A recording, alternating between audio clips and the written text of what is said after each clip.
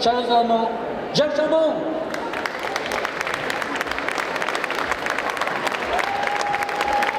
Bonjour. Ça va, Francis? Ouais, bien. Tu me mets là? Ouais. Là? Bonjour, ça va? Ah! Oh, Tu l'as repéré toi aussi. oh la vache, ça fait Tu l'as bizarre. repéré. T'as vu ton double? Ça fait bizarre. Ouais, d'accord. Mais t'inquiète pas. Bien. Je ressemble vraiment à ça? Ah. Tape-toi. Ouais, ouais. Non, mais c'est de le voir de l'extérieur, c'est bizarre. Le voir porté sur quelqu'un d'autre, c'est. Applaudissez-le. La rencontre de Merlin.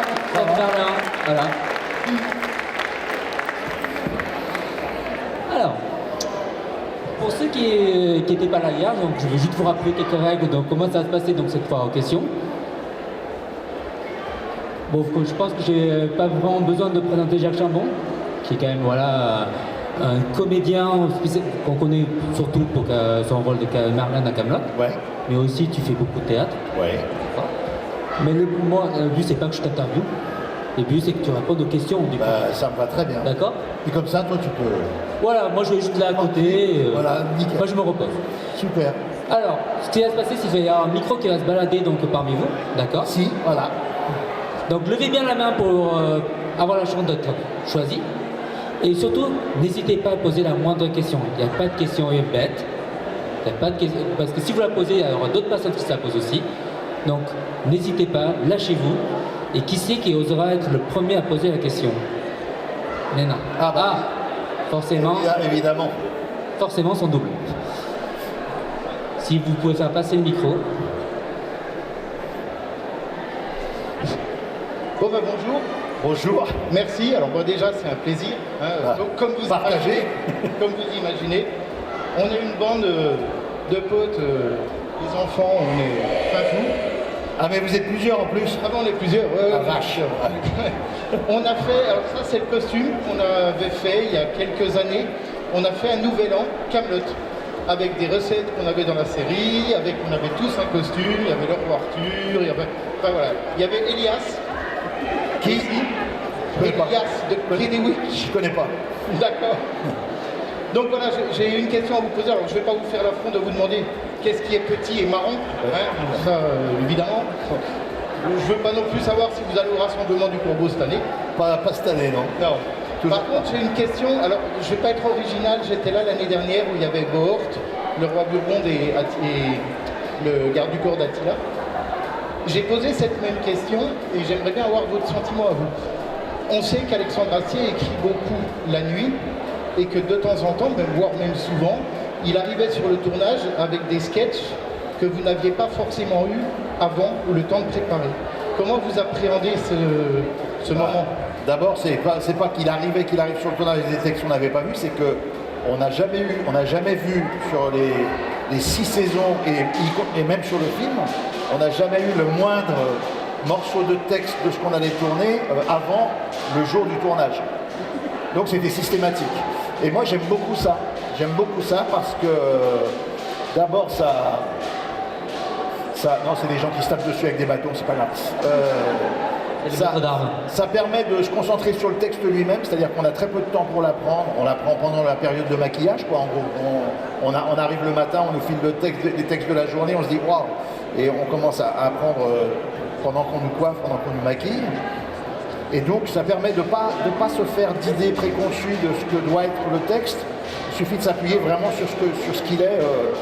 Sur la feuille blanche. En plus, on ne sait pas à quel moment ça se situe de l'épisode. On ne sait pas ce qui se passe avant, on ne sait pas ce qui se passe après.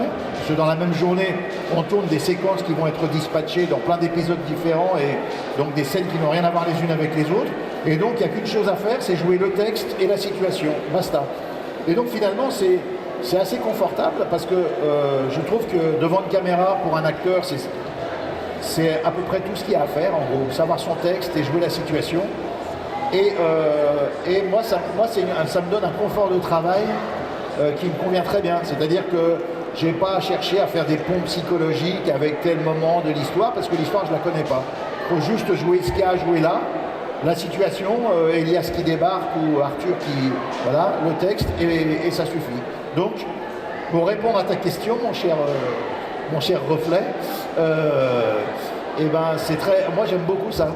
J'aime beaucoup ça. Alors j'ai la chance d'avoir une mémoire qui est assez costaude et qui me permet d'appréhender le texte dans sa précision assez rapidement. Parce qu'Alexandre, non seulement il nous file le texte au dernier moment, mais il veut que ce soit à la virgule près. Sinon c'est pas rigolo. Donc moi j'ai la chance de ne pas être angoissé par l'idée d'avoir à apprendre du texte très vite. Voilà. Ça c'est une chance. Il y en a, je ne veux pas parler d'Elias puisqu'on a dit que... Mais il y en a pour qui c'est plus difficile. Je dis ça, je dis rien. Voilà. Est-ce qu'il y a une autre question? Ça répond à ta question? Ouais.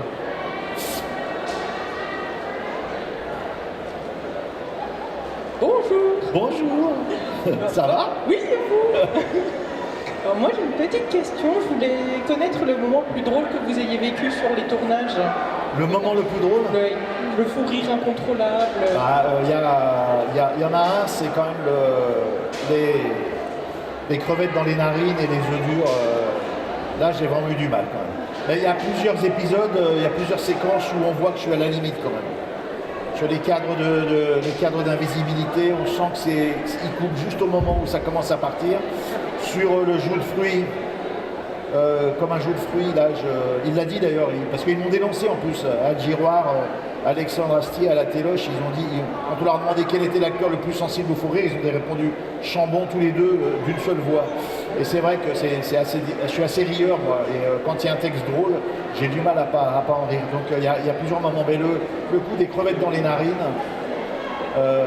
c'est pas évident quand même.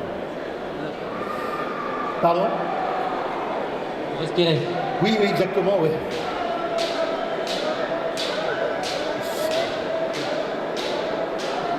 C'est bruit. En haut, le maître d'armes. Kendo, là, oui. On se calme là-bas? Alors, est-ce qu'il y a d'autres questions? Bonjour. Bonjour. Déjà, je vous remercie d'être venu. Merci à vous de m'accueillir. Et ma question va être du coup l'inverse de celle qui vient d'être posée. Donc je vais répondre exactement le contraire, on est d'accord. C'est un peu ça. C'est en fait, j'aurais aimé savoir quels sont éventuellement les moments que vous avez eus durant les tournages qui vous ont stressé, voire peut-être embarrassé. Stressé, il n'y en a pas eu beaucoup. En fait, moi, je suis plutôt un acteur de théâtre. Je fais beaucoup de théâtre et assez peu de télévision et de cinéma.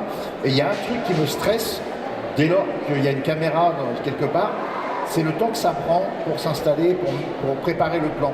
Et moi, je suis impatient et ça me stresse. Mais bon, j'ai vieilli, j'ai pris de l'âge, j'ai pris de l'expérience. Et du coup, je suis plus calme maintenant. Je me dis, bon, ça prend le temps, c'est normal. Et donc j'avais pas ce genre de stress-là sur Kaamelott, parce que sur Kaamelott, ça enquillait vraiment, sur la série en tout cas. C'était, on avait beaucoup de minutes utiles à fournir par jour, donc la mise en place était assez rapide. Donc j'avais pas trop ce stress-là qui m'accompagnait sur d'autres projets télévisés.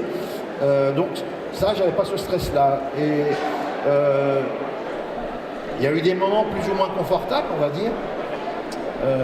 Par exemple, quand je me suis retrouvé dans un lac en Haute-Savoie avec de la flotte jusque-là toute la journée pour le mariage le baptême de... C'est le baptême, le mariage de Perceval, je crois. Le baptême de Perceval. Voilà, là, bon, mais bon, ça allait, j'avais un peu frais, mais voilà, pas plus. Non, franchement, j'ai vraiment pas de mauvais souvenirs liés à Kaamelott, vraiment pas. Même la rencontre avec les guest stars, les vedettes qui sont venus sur le plateau, ça a toujours été des belles rencontres, à une ou deux exceptions près, que je ne nommerai pas. Mais sinon, des rencontres avec Léa Drucker, par exemple, formidable, super comédienne, une nana en or. Pierre Mondy, c'est vraiment, je pense que c'est mon plus beau souvenir de Kaamelott, une soirée avec Pierre Mondy dans une pizzeria à Rome, c'était magique. Tchéky Cario, vraiment un mec, voilà, j'admirais beaucoup et aussi gentil qu'il est talentueux. Anouk Grimberg, une petite perle, enfin Anouk Grimberg quoi, qui vient dire je suis un peu intimidé parce que vous êtes tellement habitués à fonctionner entre vous que je me sens un peu un peu à l'écart, etc. Elle avait peur de déranger en fait, c'était fou quoi. Et voilà, non vraiment autant je me suis emmerdé sur des plateaux, sur des téléfilms sans grand intérêt, où je jouais des rôles sans grand intérêt non plus, où on s'emmerde, où voilà, on attend, on a 2 répliques à dire et qui sont pas drôles en plus, qui sont pas intéressants. Voilà. Autant là sur Kaamelott, j'ai vraiment pas de mauvais souvenirs, j'ai jamais été embarrassé par quoi que ce soit, et j'ai vraiment pas passé de mauvais moments. Le mauvais moment, c'est quand ça s'arrêtait. Très bien. Est-ce qu'il y a d'autres questions au micro?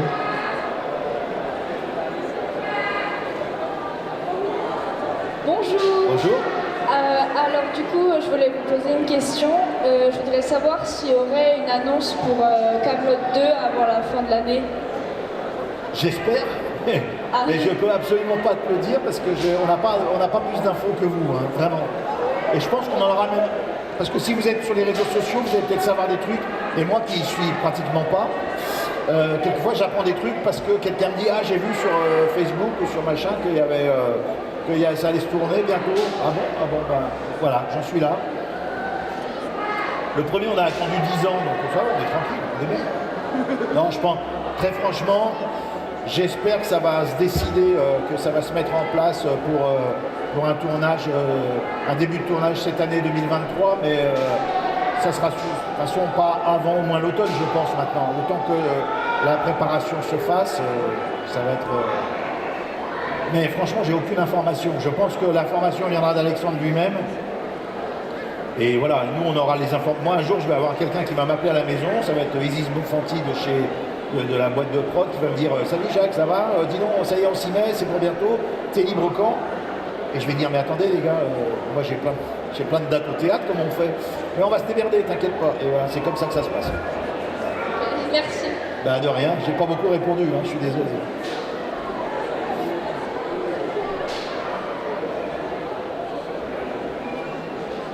C'est normal, il y a du brouillard ou c'est ma vue qui baisse? Non, mais il y a de la fumée aussi. Il y a de la fumée un peu, non? Ouais. Moi aussi, j'ai vu le brouillard. C'est un brouillard, hein? Et on est dimanche aussi. Ah oui, ah oui. Bonjour. Pardon, bonjour. Je voulais savoir si vous aviez un de vos collègues acteurs dans Kaamelott, vous ne connaissiez pas à la première saison, et que maintenant, vous êtes inséparables. Oui, alors inséparable, c'est beaucoup dire parce qu'on ne vit pas tous ensemble, hein, heureusement d'ailleurs. Non, mais il y a quelqu'un que j'ai découvert principalement grâce à Kaamelott. Je l'avais déjà vu jouer avant, mais j'avais jamais travaillé avec lui. C'est Thomas Cousseau, Lancelot. C'est quelqu'un que j'ai découvert au théâtre parce qu'il jouait dans une pièce montée par Jean-Christophe, dans laquelle jouait Alexandre, etc. Une pièce que j'avais vue le 11 septembre 2001 d'ailleurs, c'est marrant, le jour des tours. Et j'avais trouvé cet acteur formidable, et puis Kaamelott est arrivé, et je l'ai rencontré sur Kaamelott, et après on a fait 4 spectacles au théâtre ensemble, et c'est quelqu'un que j'aime et que j'admire profondément, vraiment. Les autres, pour la plupart, le casting de base, entre guillemets, le noyau dur, pour la plupart je les connaissais presque tous avant. On avait déjà travaillé plus ou moins ensemble, Franck je le connaissais, Jean-Christophe j'avais travaillé avec lui, Alexandre je le connais depuis qu'il a 14 ans, Joël j'avais travaillé avec elle, Lionel on s'était croisés, enfin bref. Thomas c'est le Parisien de la bande déjà, donc, et on se connaissait pas vraiment, mais ça a été une très très belle rencontre ça. Alors, est-ce qu'il y a eu d'autres questions? Ah, je crois que tu as une fan. Bonjour, Bonjour. ça va? Oui, et toi? Très bien, merci. Alors, je vous pose la question de quel est votre personnage préféré dans Kaamelott? À part Merlin bien sûr. À part Merlin quand même. Oui. Oui, à part Merlin. C'est difficile ce que tu me demandes. Mon personnage...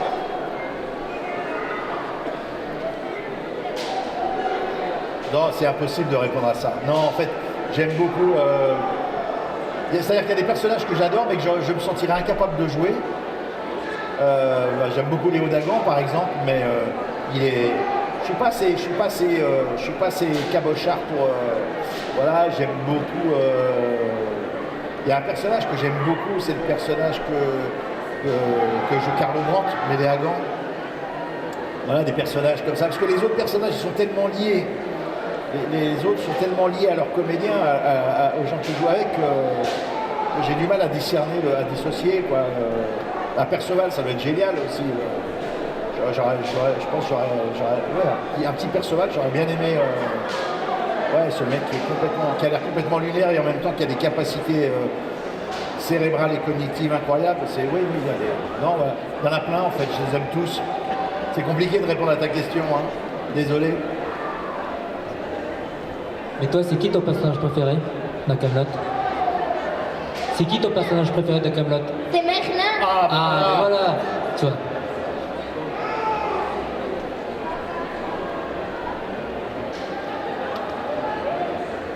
Bonjour. Bonjour. Moi j'avais une question, c'était est-ce que vous savez faire de la magie en vrai du coup, des tours de magie? Non? Je suis nul, pas du tout. Pas du tout. Je suis très admiratif. Hier, il y a une fille qui est passée à la dédicace qui fait de la magie comme ça. Elle m'a fait un truc de close-up là. Elle m'a mis sur le coup. Mais non, je suis nul.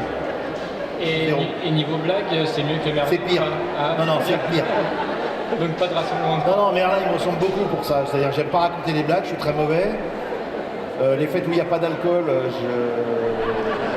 Vous y allez pas? sans alcool, la fête est plus molle, comme on dit. Hein. J'adore me balader et regarder les monuments dans un bled où le majestueux le dispute au magnifique. Voilà. Enfin voilà, je ressemble beaucoup à Merlin et c'est un peu inquiétant parfois. Mais c'est pas pour rien qu'il m'a confié le personnage et qu'il l'a écrit comme ça, je pense, le patron. Ok, ça marche. Merci. Merci. Je voulais savoir, j'ai appris que durant le film, le premier volet, tout le monde a gardé un peu un souvenir du tournage, des bagues, des bracelets, des trucs comme ça. Enfin, c'est Allociné qui avait dévoilé ça. Je voulais savoir si vous avez gardé quelque chose de chez vous, de votre costume ou quelque chose comme ça. Non? Rien. Rien, nada. Je suis pas kleptomane d'une part, contrairement aux autres. Et ensuite, non, je savais pas qu'il y avait eu ce... Non, j'ai rien gardé du... D'abord parce que pour moi, c'était pas le dernier qu'on allait tourner, donc c'était pas... voilà. Et puis ensuite, je suis pas très fétichiste. J'attache assez peu de valeur aux objets, du coup, non, j'ai pas de... Non, j'ai rien gardé. Et un truc... Si j'avais dû garder quelque chose, qu'est-ce que j'aurais pu garder C'est la question que j'allais te poser. La perruque? non, alors oui, parce que... Non, déjà la perruque, je peux pas la garder parce qu'elle va resservir, donc je pouvais pas la prendre. Mais si je dois partir avec quelque chose à la toute fin, oui, peut-être... Il y a un truc que j'aimerais bien garder pour juste le fondre et en finir avec ce truc, c'est ce que tu as sur le front là. Parce que dans les premières saisons, j'avais ça et ça me faisait un mal de crâne à la fin de la journée, c'était terrible. Tiens, on parlait d'inconfort ou de tout à l'heure, bah ça, le truc qui te serre les dents toute la journée, celui-là, je l'aurais bien gardé, je l'aurais fondu et j'aurais fait un pendentif avec. Et justement, votre sosie disait, sinon, vous voulez pas repartir avec Elias? On va partir avec Elias? Ouais. Alors mort, sous forme de descente de lit, quoi, sous forme de... C'est pas faux. Ouais. Je dis ça, mais Bruno, c'est un super pote. On a fait du théâtre ensemble pendant 10 ans avant de se retrouver sur Kaamelott. Donc, Est-ce qu'il y a d'autres questions?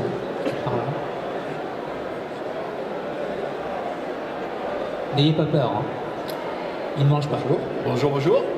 Est-ce que vous ressemblez plutôt à votre personnage ou est-ce que votre personnage vous ressemble? Et quel est le lien que vous pouvez avoir avec ce personnage? Alors, je pense que ce personnage me ressemble parce que d'abord Alexandre l'a écrit en sachant que c'était moi qui allais le jouer et il aime beaucoup écrire pour les acteurs, donc pour les acteurs qu'il connaît. Et donc il a écrit ce personnage en pensant à moi parce qu'il savait que sur scène on avait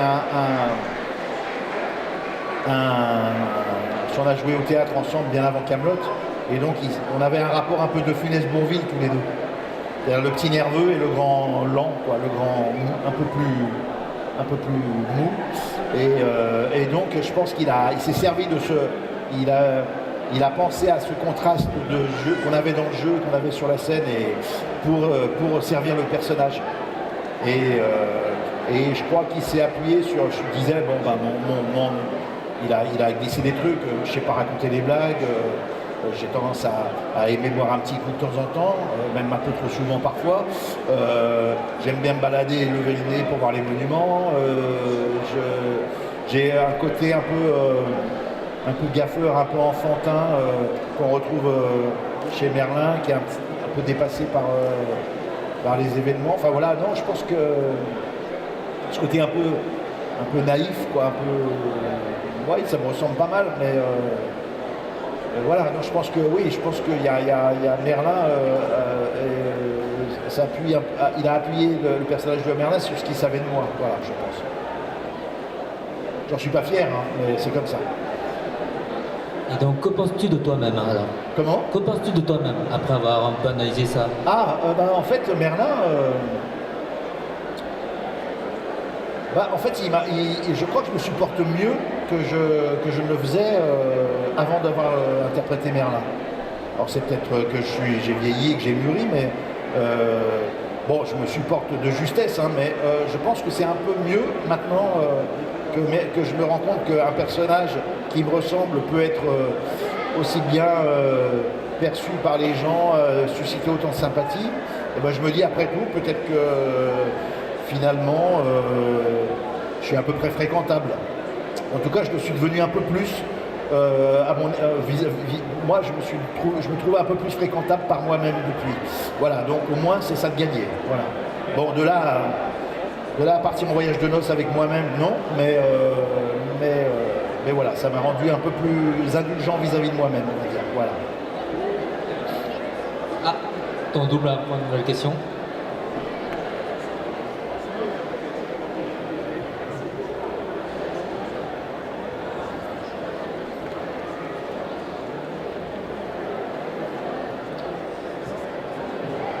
Oui, moi j'aurais une question sur le tournage en lui-même, sur les 4 premières saisons, ouais. Voire la 5e, bon après c'est un peu différent, mais lors des 4 premières saisons, quand c'est tous des petits sketchs de 5 minutes, je crois savoir qu'il y avait deux équipes de tournage, donc une avec Alexandre et puis qu'il y avait Jean-Christophe qui était un peu le bras droit d'Alexandre et que lui réalisait aussi certaines scènes en l'absence d'Alexandre, ou quand Alexandre faisait d'autres scènes. Alors déjà, est-ce que c'est vrai? Alors, ça a été vrai, je crois, mais de façon très marginale. D'accord. Vraiment, parce qu'Alexandre, il est un peu contrôle-freak, hein, quand même. Il sait pas, on va dire que c'est pas un monstre de délégation, on peut pas dire. Ouais, je pense. Donc, en fait, quand il était vraiment dans l'incapacité de diriger une séquence, ce qui est sûr, c'est que Jean-Christophe ou le premier assistant, parce que ça a pu être le premier assistant aussi, avait des instructions suffisamment claires pour qu'il n'y ait rien qui dépasse, quoi. Mais c'est arrivé vraiment, mais pas très souvent. Moi, je l'ai jamais vécu, c'est-à-dire que j'ai tout Alexandre pour me diriger. Ok, donc ça, c'était la deuxième question. Est-ce que ça vous est arrivé? Non, non, moi non. D'accord. Est-ce que de l'extérieur, quand ça arrivait avec des collègues comédiens à vous, est-ce que vous avez eu des discussions de savoir pas de savoir qui préférait quoi, mais quelles étaient les différences sensibles de méthode de réalisation? Non, je sais pas. Non, en fait, j'ai jamais parlé de ça avec les autres.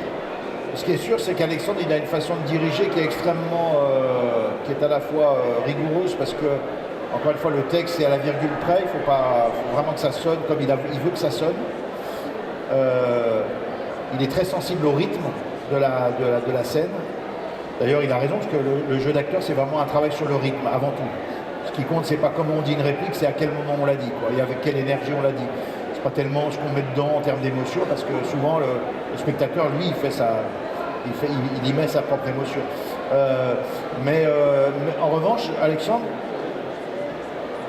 tant qu'il dit rien, c'est que ça va. s'il y a quelque chose qui coince, s'il y a quelque chose qui ne lui plaît pas, il le dit tout de suite. Mais alors, il y a des acteurs qui étaient un peu frustrés quelquefois en disant il me dit rien. Je lui dis mais t'en fais pas, c'est que c'est nickel, c'est que ça va très bien. C'est que ça va très bien. Et puis si ça va pas, il te l'aurait dit, il t'aurait corrigé, il t'aurait fait bouger dans un sens ou dans un autre. Et c'est pas. Voilà, c'est-à-dire que pour quelqu'un qui a besoin vraiment d'être conforté tout le temps, c'est un peu frustrant parce que il y a assez peu de retours. Mais le fait qu'il n'y ait pas de retour, c'est hyper gratifiant en fait. Voilà. Ok, merci. Bonjour. Bonjour. Merci pour tout déjà. Merci à vous. Merci pour toutes ces années qui m'ont aidé à ne pas prendre d'antidépresseurs. Et comme ça fait 2 fois que vous dites qu'avec l'âge, en fait, vous êtes plus posé, vous êtes moins stressé, en fait, ma question à moi va être beaucoup plus futile que celle de mon ami. Est-ce que vous pensez qu'il faut que j'attende d'avoir 884 ans pour être moins stressé? Parce que ça me paraît long. Non, n'attendez pas. Moi, ce que je vous conseille, c'est de trouver une façon qui évite les antidépresseurs autant que possible. Mais en fait, alors moi, je ne suis pas du tout un coach de vie. Hein. D'ailleurs, je me méfie beaucoup de ce rapport au développement personnel parce que voilà, je pense qu'il faut accepter l'idée qu'on est imparfait. Il faut accepter l'idée qu'on est, faut être indulgent avec soi-même, je crois. Voilà, on est imparfait. Les gens parfaits sont très très chiants en plus. Donc j'ai un spectacle là-dessus qui parle de ça, quoi, qui dit alors moi ça fait un peu philo, mais j'ai un spectacle qui s'appelle La vie est une fête et qui démontre en 1h20 le contraire, en fait, qui démontre que la vie est une succession de calamités, en fait, voilà. Mais j'ai choisi d'en rire, de rire de ça. Et par exemple, voilà, la quête du bonheur, pour moi, c'est quelque chose qui n'a pas beaucoup de sens, parce que pour moi, le bonheur, c'est pas un objectif, c'est une conséquence. Et je trouve que justement, moi qui suis auteur et qui aime beaucoup la littérature, le cinéma, je me rends compte que les grandes œuvres que laissera l'humanité, si tant est qu'elle laisse quelque chose, après la courte parenthèse qu'elle aura été, les grandes œuvres que laissera l'humanité, elles ont été constituées non pas avec le bonheur, parce que le bonheur, il n'y a rien à faire avec ça, à mon avis, artistiquement c'est creux, ça sonne mal, ça produit rien d'intéressant. Ce qui est intéressant, je trouve, c'est de jouer, de créer avec nos failles, avec nos insuffisances, avec notre incapacité notre incapacité à la perfection, quoi. Et c'est ça que je trouve très intéressant. Voilà, et c'est pour ça que tu parlais tout à l'heure des saisons 5 et 6 qui étaient différentes dans Kaamelott. Et moi, je les aime beaucoup, ces saisons 5 et 6, parce que justement, elles sont plus sombres, plus graves, elles parlent de choses plus profondes, et elles me touchent beaucoup. Et voilà, et je trouve que finalement, le chagrin, la douleur, les contrariétés, les échecs, ça c'est un matériau intéressant à utiliser artistiquement et à utiliser dans la vie tout court. Je trouve que les deuils nous construisent, les malheurs nous construisent, les difficultés nous construisent, les douleurs nous construisent, les bonheurs nous font passer, nous mettent du baume au cœur, mais on est constitué aussi de ce qui est sombre en nous, de ce qui est difficile, et je crois qu'il faut l'accepter et se dire que c'est comme ça, quoi. Et je trouve que c'est ça qui fait que les œuvres sont intéressantes ou non, et que la rencontre avec les gens est intéressante ou non. Moi, rencontrer des gens qui sont toujours un monde où, moi je le dis dans mon spectacle, un monde où tout le monde serait heureux tout le temps, je ne supporterais pas, quoi. Voilà. Donc voilà, mais ça c'est ma petite parenthèse philosophique, mais voilà, mais oui, je pense que c'est venu avec l'âge, pas 884, mais je suis à 60 balais, et je pense qu'il m'a fallu formuler tout ça pour me dire, finalement, le matériau de la vie, c'est un matériau qui est rugueux, quoi, mais on fait avec, voilà. Merci pour tout. Merci. Merci pour cette philosophie. Est-ce qu'il y a d'autres questions? Tout devant.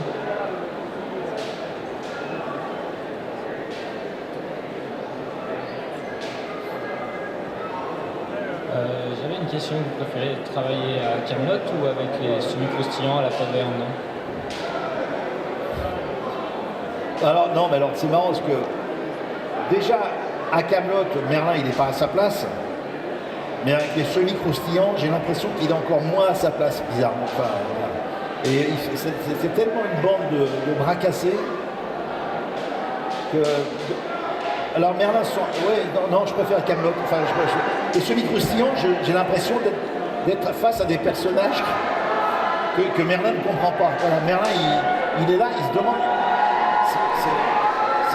Ah, c'est l'anniversaire de quelqu'un. Non, oui, non, les semi-croustillants, non, je pense, très franchement, je ne sais pas quelle sera l'issue de Kaamelott, comment vont...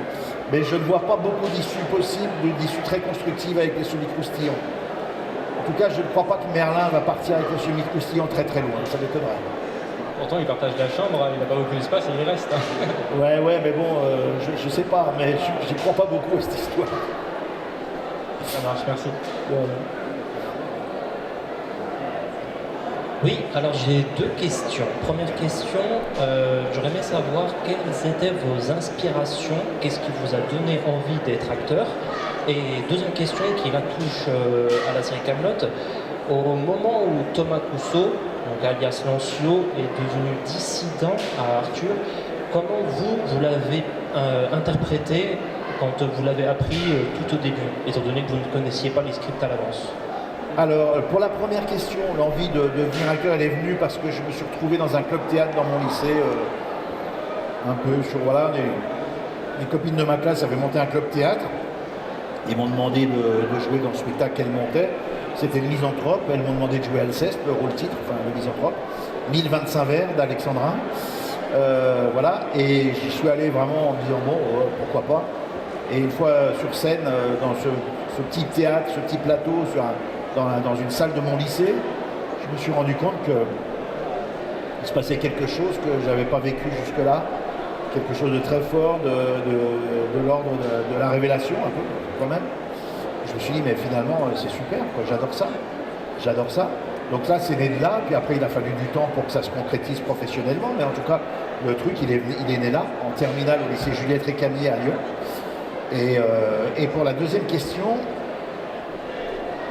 moi, je n'ai pas su, je l'ai su après avoir tourné que Lancelot allait être dissident. En fait, il y avait quelques bribes qui pouvaient apparaître dans certaines scènes, et encore, les scènes de Merlin, elles sont rarement liées à la politique du royaume, donc je crois que je l'ai su en voyant la saison, tout simplement. Et est-ce que vous avez trouvé ça dommage, du coup, que Lancelot devienne un traître, entre guillemets, qu'il devienne dissident? Est-ce que vous auriez vu un autre rôle, une autre suite pour Lancelot? Bah, en fait, moi, ce que j'aime bien dans l'idée de Lancelot, c'est que jusque-là, c'était le premier de la classe, quoi. Et de faire du premier de la classe le traître, je trouve ça très, très jouissif, quand même. En plus, il fait ça pour des raisons nobles, il fait ça par amour. Et ça, quand même, bon, c'est Lancelot, quoi. Quand il est traître, mais classe. Il n'est pas traître c'est pas pour l'argent, c'est pour l'amour. Donc c'est quand même classe. Donc ça respecte à la fois le personnage, tout en lui donnant, en donnant à l'intrigue un peu de croustillant, si j'ose dire. Et puis c'était bien qu'il y ait un antagoniste. Parce que jusque-là, l'antagoniste d'Alexandre, enfin d'Arthur, c'était la connerie, c'est la bêtise de son collectif, de sa table rase. Là, du coup, l'antagoniste s'incarnait dans quelqu'un, un peu surprenant, mais moi je trouve que c'est une bonne idée, quoi. Une très bonne idée. Merci. Monsieur à la casquette.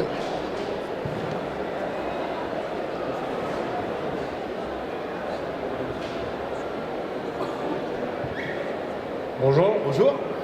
Alors je voulais savoir quelle importance vous donnez à votre rôle de Merlin dans votre carrière d'acteur. Parce qu'on sait qu'Audrey Fleurot, elle s'est rendue compte assez tardivement de l'importance côté pop culture de son personnage.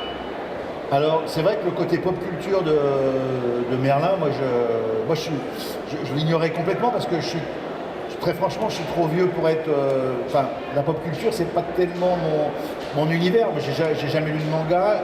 Pour moi, le gaming s'est arrêté à Space Invaders dans les bistrots dans la fin des années 70. J'ai jamais vu Game of Thrones. Ah, ça, c'est... Je vais m'y mettre, promis, je vais m'y mettre. Il faut un peu de temps. Voilà, donc j'avais l'impression de ne pas être du tout associable à cet univers pop et geek culture, mais en fait, je me suis rendu compte après coup que oui, il y avait plein de passerelles entre ces univers. D'une part, d'autre part, sur le retentissement que Merlin a eu sur ma carrière, il est assez limité parce que je ne me suis pas retrouvé à avoir des coups de fil de réalisateurs ou des scénarios que le facteur n'arrivait plus à rentrer dans ma boîte aux lettres. Non, il ne faut pas exagérer. J'ai continué à jouer des tout petits rôles à la télévision dans des téléfilms France 3 ou France 2 tournés en région Rhône-Alpes. Et puis voilà, j'ai eu quelques petits rôles sympas dans des choses plus importantes, mais ça n'a pas fondamentalement changé mon existence. Il faut dire aussi que moi je faisais déjà beaucoup de théâtre avant Kaamelott, j'en ai fait pendant et j'en ai fait pendant et je continue d'en faire depuis. Et je l'ai dit hier, mais ça étonne souvent les gens, l'année où j'ai le plus tourné pour Kaamelott, ma plus grosse année Kaamelott en termes de tournage, ça a été 12 jours de tournage. C'était une année où on avait tourné une saison complète plus le début de la saison suivante. Et dans cette année-là, pour une saison et demie, j'ai tourné 12 jours. Donc en gros, Kaamelott, ça m'a occupé, allez, on va dire 60 jours dans ma vie, à peu près, je dirais, grosso modo, oui, 60 jours dans ma vie. J'ai 60 ans, 60 fois 365, ça doit faire un certain nombre de jours. Donc les autres jours, j'ai continué à travailler au théâtre, à écrire, ou à pas travailler quand il n'y avait pas de boulot, les projets ne se montaient pas, mais en tout cas, en fait, ça n'a pas changé fondamentalement ma vie. Vraiment, si, ça a changé ma vie parce que je suis avec vous aujourd'hui, parce que Kaamelott, on me reconnaît très rarement dans la rue, donc je peux aller faire mes courses sans qu'on me demande vous êtes, voilà, il y a des gens qui me reconnaissent, mais c'est très rare. Les réalisateurs, les directeurs de casting, je crois qu'ils ont un peu de mal à imaginer l'acteur sous le personnage, parce que voilà, perruque, barbe, voilà, on se dit d'accord, c'est difficile d'imaginer, de se dire tiens, je vais faire jouer Merlin, je vais prendre le mec qui joue Merlin pour jouer un officier de la Légion pendant la guerre, quoi. Les mecs vont se dire mais non, c'est pas possible. Et pourtant, voilà, les gens n'ont pas beaucoup d'imagination non plus, c'est vrai, mais voilà, en tout cas, ça a pas. Je m'attendais beaucoup, moi, à ce que d'un seul coup, tout le monde m'appelle. D'ailleurs, c'est drôle, parce que quand Kaamelott a démarré, je me suis dit, tiens, je vais prendre un agent à Paris. Alors, j'ai envoyé des mails aux plus grosses agences en disant, voilà, je suis le Merlin de Kaamelott, si vous voulez de moi dans votre agence, c'est volontiers, etc. J'ai pas eu une réponse. Zéro, absolument. Zéro. Il y a une agence qui a fini par me prendre, qui foutait rien, enfin bref. Bref, en tout cas, l'espèce de grande porte qui allait s'ouvrir pour moi vers le monde merveilleux du cinéma français, non, elle s'est pas ouverte. Mais ça va très bien comme ça. Ça va très bien comme ça. Moi, j'ai une petite question. Qui parle? Je suis là. Merlin, par ici. Ah oui, là-bas. Merlin, je suis là. Je me cache. Oui. Alors, avec toutes ces années d'expérience, avec tout ce que vous avez vécu, vous nous avez appris énormément de choses, mais une chose à laquelle tout le monde se pose, au final, c'est est-ce qu'à l'heure actuelle, avec cette expérience, est-ce que vous savez faire bouillir de l'eau? Ou toujours pas? Pour faire bouillir de l'eau, il faut la porter à 100 degrés centigrades. Ah, donc vous avez acquis cette compétence. J'ai appris. Je me suis brûlé. Oui. Merci beaucoup. Applaudissements.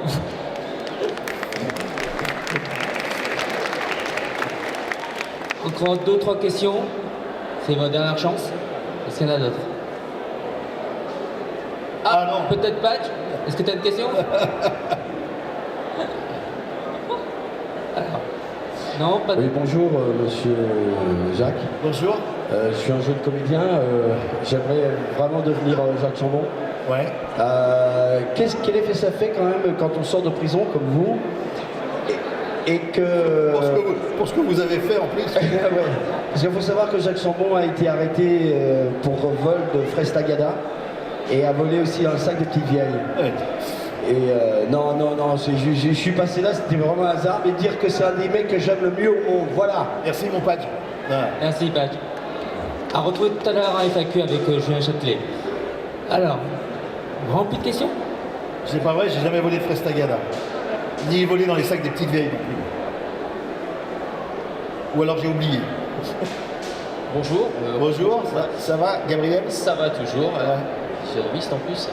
Rien à voir avec Kaamelott. Vous avez joué dans des projets un peu plus modestes, dans des. Oh oui. Comme des web-séries comme Méli-Mélo. Ouais. Et une série qui faisait 2 minutes par épisode où vous relatiez en fait des sujets de la vie de tous les jours et vous aviez deux points de vue et c'était Franck Kitio qui vous donnait la ouais, chronique. Vous avez fait avec lui également la petite métamorphose où en fait on parlait également de la mythologie grecque. Ouais. Est-ce que d'autres projets pourraient voir le jour? Alors il y avait un projet, oui effectivement les nouvelles métamorphoses c'était un projet sur des mythes de la. En fait c'était au départ c'était un spectacle musical qu'on avait monté avec un ensemble de musique baroque et dans lequel le directeur musical m'avait demandé d'écrire des petits moments de théâtre pour expliquer le contexte des sonates qui allaient être chantées et jouées par les musiciens. Et donc c'était des morceaux de musique qui évoquaient les mythologies, des épisodes mythologiques. Donc j'avais écrit des petits sketchs à 2 personnages sur Orphée et Eurydice, sur Apollon et Daphné et sur je sais plus quel, bref. Et l'idée c'était de donner des clés aux auditeurs et aux spectateurs du spectacle pour comprendre le contexte de l'ère musicale et puis faire une petite respiration théâtrale au milieu. Et j'avais fait ça sous la forme de 2 personnages qui étaient le vigile du théâtre et le technicien du théâtre qui discutent entre eux de ce qu'il va y avoir sur scène. Donc ça, voilà, j'avais écrit ces petits trucs, c'était assez marrant à faire. Il y avait un autre projet qui avait été envisagé pour donner une suite à ça autour des personnages mythologiques d'enchantresses, de magiciennes. Et malheureusement, le projet ne s'est pas fait parce que Franck n'était pas libre. M. Bruno Fontaine, qui devait le mettre en scène, n'était pas libre non plus. Puis il y a eu des histoires de production qui ne se sont pas accordées entre... Bref, du coup, c'est tombé à l'eau, malheureusement. Mais avec Franck, on a fait un autre sujet environnemental, entre guillemets, sur Méli-Mélo. C'était sur les ressources de l'eau, l'utilisation de l'eau, les idées reçues sur l'eau. Et là, on a fait une petite série que j'ai écrite sur les pollinisateurs. En gros, c'est comment permettre,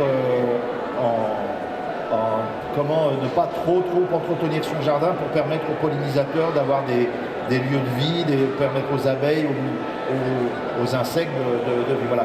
Donc c'est des trucs, c'est des commandes, ça c'est des commandes. Moi j'aime bien écrire ces petits trucs-là, puis les écrire pour Franck et moi, c'était marrant parce qu'on se retrouvait tous les deux et voilà, on a un bon rapport tous les deux. Alors moi je faisais un peu le mec qui sait, lui celui qui sait pas, et moi je faisais un peu le mec qui en impose à l'autre. Mais voilà, c'était. Pour l'instant, il n'y a pas d'autres projets de ce genre-là, mais c'est possible qu'il en arrive d'autres. C'est possible. Bonjour. Bonjour. J'aurais 2 petites questions. Ouais.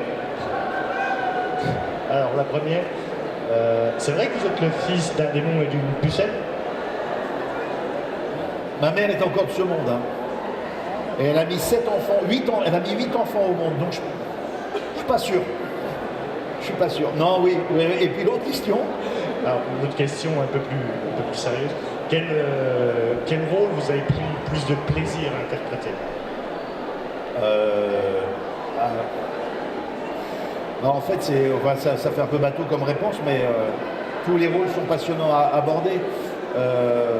Il y a des rôles qui sont plus marquants dans ma vie parce qu'ils m'ont permis d'expérimenter quelque chose de nouveau. J'avais joué par exemple, j'ai joué Elephant Man au théâtre, où je jouais le rôle de John Merrick, Elephant Man, donc, mais sans maquillage, sans aucun artifice. Et grâce à la qualité du metteur en scène et à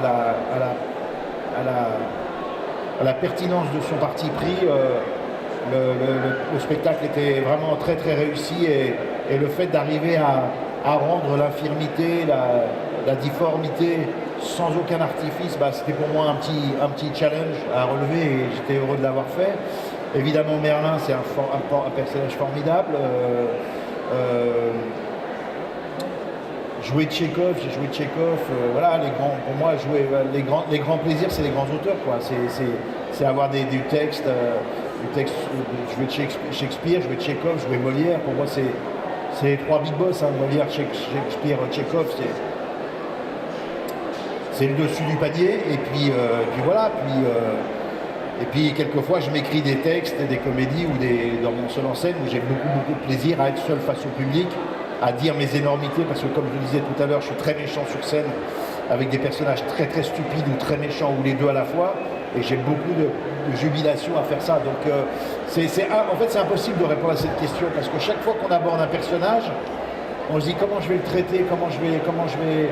Et il y a un moment dans le travail où on se dit ça y est, c'est bon, ça y est, maintenant je l'ai et je peux travailler. Mais ça y est, j'ai l'ossature, j'ai le squelette, maintenant je peux mettre le muscle et la chair, mais ça y est. Et ça c'est toujours jouissif, quel que soit le spectacle et quel que soit le personnage.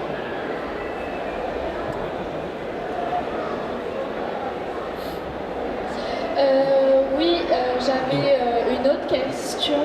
Est-ce que vous penserez écrire un spin-off sur le personnage Merlin? Je propose que tu faire ça à Alexandre Astier. Ça serait une très bonne idée, je trouve. Je vais lui en parler, promis. Qui est pour?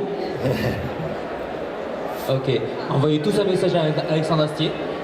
Le spin-off de Merlin, ça pourrait être quelque chose quand même. Ouais, en plus ça pourrait être plein de saisons, parce que 884 ans, je suis tranquille pour un moment, quoi. Ça va m'amener jusqu'à ma retraite à 68, 60, c'est à combien maintenant? 70? 72? 74? Ouais. Un truc comme ça. Tranquille. Là, ça va évoluer. Non, mais oui, je crois que j'ai pas assez d'imagination pour imaginer le spin-off de Merlin. Je crois que ça serait tellement barré que... Bah c'est vous Merlin, vous savez. Je sais, ouais, je sais. Mais non, c'est une belle idée en tout cas. Merci de l'avoir soumise, je vais en parler au patron. Je vais en parler au patron. Alors, ça va être la dernière question.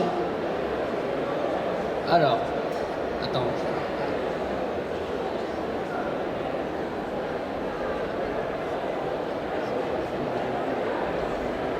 Bonjour. Bonjour.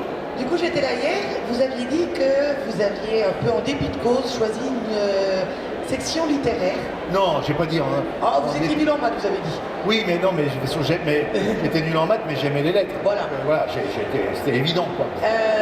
Si cette carrière d'acteur ne serait pas venue à vous, due à cette pièce de théâtre, qu'auriez-vous fait? En fait, j'aurais voulu être journaliste. On reste dans le même domaine. Plus ou moins. Sinon, non, je pense que les hommes politiques sont beaucoup plus près des comédiens que les journalistes, très franchement. Non, on n'est pas dans le même sujet. Non. Politique, c'est pourri. Non, le journalisme m'a toujours beaucoup attiré. Je suis un passionné d'infos. Je suis capable d'écouter France Info. Ça rend fou. Ma femme devient folle. Elle me dit, mais t'as déjà écouté ça 15 fois Je dis, ah oui, c'est vrai. Et du coup, j'arrête. Mais je suis capable d'écouter de l'info. Je lis les journaux. Je suis abonné à plein de journaux en ligne. Enfin, je suis un passionné d'infos. C'est un peu décevant, c'est un peu frustrant quelquefois. Mais c'est comme ça. J'aime le journalisme. C'est un métier que j'aurais aimé faire. Vraiment.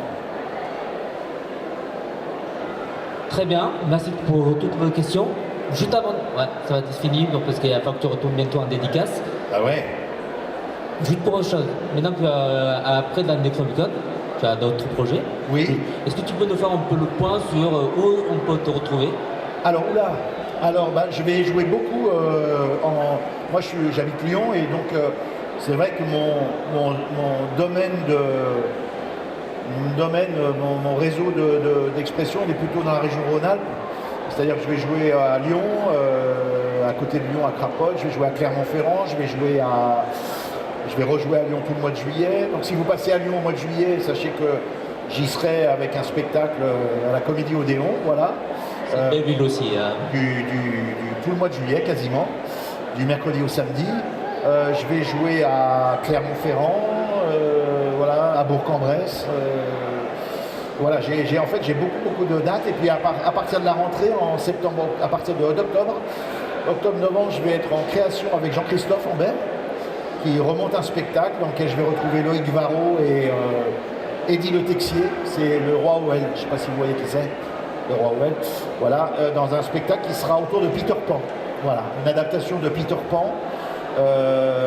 J'avais joué dans le Fracas qu'a monté Jean-Christophe Ambert il y a 3 ans maintenant. On a beaucoup joué, beaucoup tourné, et là il m'a refait appel pour le nouveau spectacle. Je suis très heureux, et on va créer ça à Lausanne, donc pas très loin d'ici.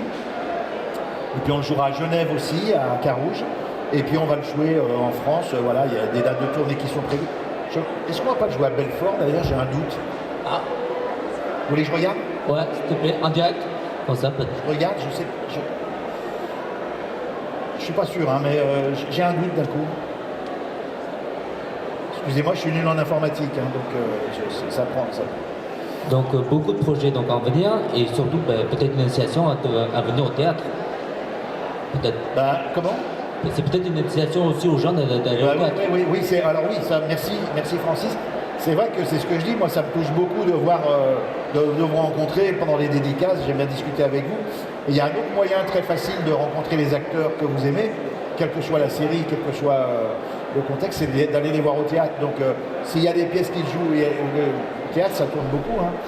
Donc n'hésitez pas à venir nous voir au théâtre, franchement, il y a toujours un moment après le spectacle où on peut se rencontrer, on peut se voir. Donc c'est une bonne solution. Alors excusez-moi, attendez, je regarde si...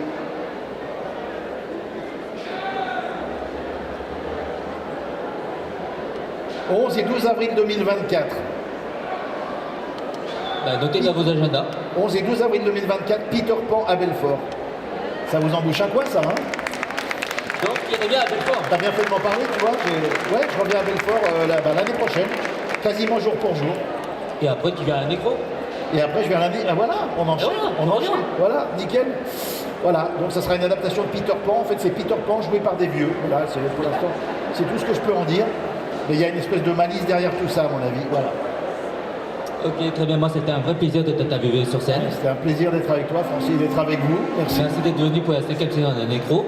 Ce que j'aimerais faire, c'est j'aimerais que vous remerciez tous Jacques Chambon par un standing ovation. Hier, on a fait une photo, mais j'aimerais qu'on t'applaudisse vraiment par un standing ovation parce que c'est un vrai plaisir de t'avoir sur scène. Et en tant qu'invité à la 5e saison de Nécro. Merci beaucoup.